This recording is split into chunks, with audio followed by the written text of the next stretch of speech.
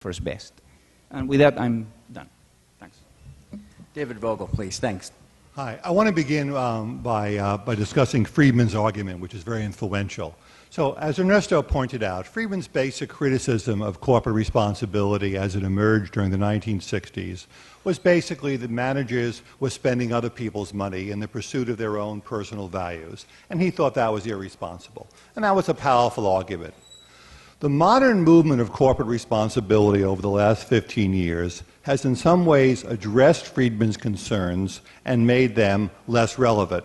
Because the contemporary movement for corporate responsibility basically, or stakeholder management, basically says, yes, we understand that the primary goal of companies is to maximize the wealth of their shareholders. But we have a little twist. The best way to do that is to be responsible. The best way to do that is to also look after the welfare of other stakeholders. So basically, the modern corporate responsibility movement accepts Friedman's ends, but basically challenges his means. And so if you look at the modern corporate responsibility, the efforts of companies to engage in various social programs, et cetera, I think Friedman would find nothing whatsoever to object to, because basically these programs are justified reasonably on the grounds that they are in the long-term interests of shareholders.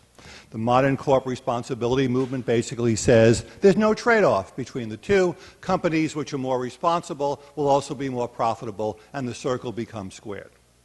Now, unfortunately, the evidence for this claim is pretty thin.